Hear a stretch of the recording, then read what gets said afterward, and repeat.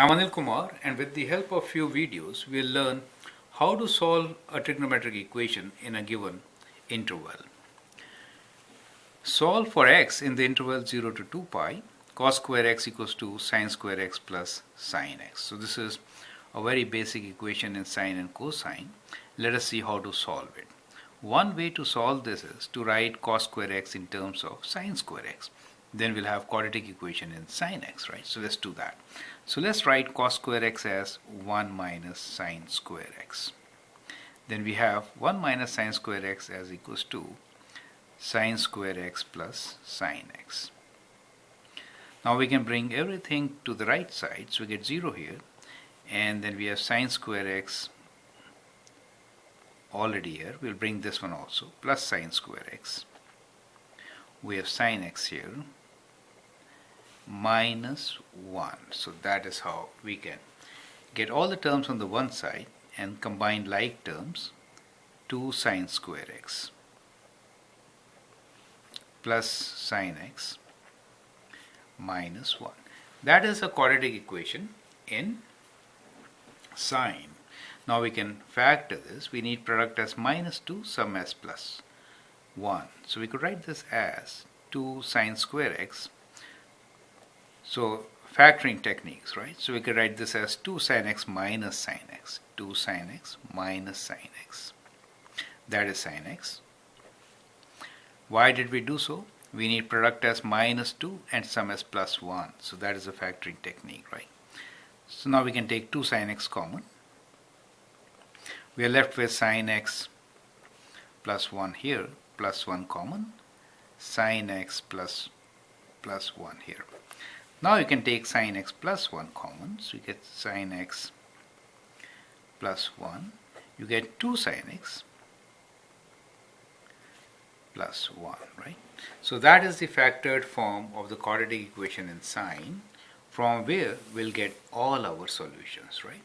So let us rewrite this equation, which is sine x plus 1, that's the first factor, times 2 sine x plus 1 equals to 0, right? So that is the factored form. Now, yes, I think I did a mistake here. I should have taken minus. Okay, this is minus here, so I did a mistake. And when I do 2 sine x, this is, when I take sine x, this has to be minus, right? So good time to get this mistake corrected. Okay.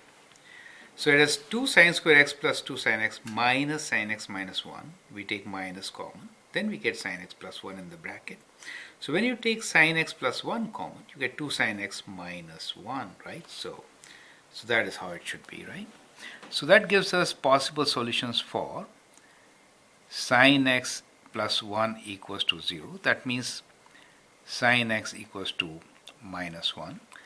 And here we'll get solutions for 2 sine x minus 1 equals to 0 or sine x equals to half, right?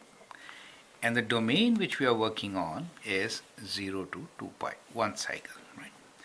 Let us see how the sine wave looks like. Sine wave is kind of like this. In the interval 0 to 2 pi, it has how many zeros? 3 zeros, right? Okay.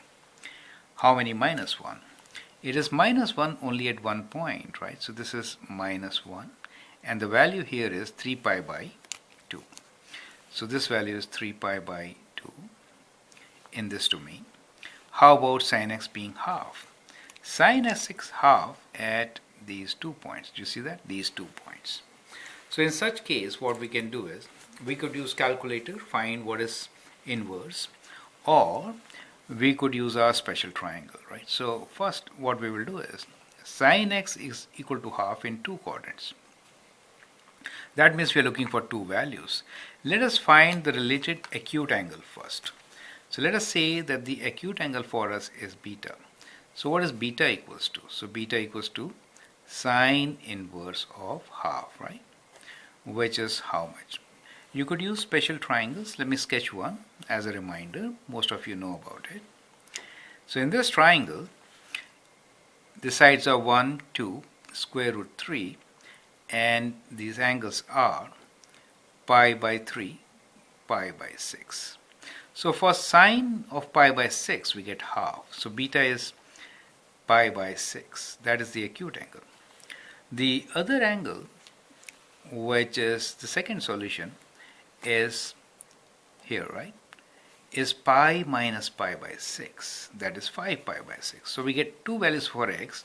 First one is pi by 6 and the next one is 5 pi by 6. So these are the two solutions. Do you see that? These are the two solutions. Got it?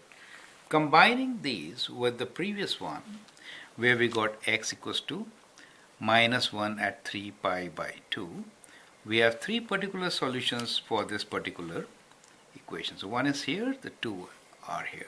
So let's write down all the solutions for the given equation. So our answer is x is equals to 3 pi by 2, or it will be pi by 6, or 5 pi by 6. Now these are three different solutions in the given domain of 0 to 2 pi, right?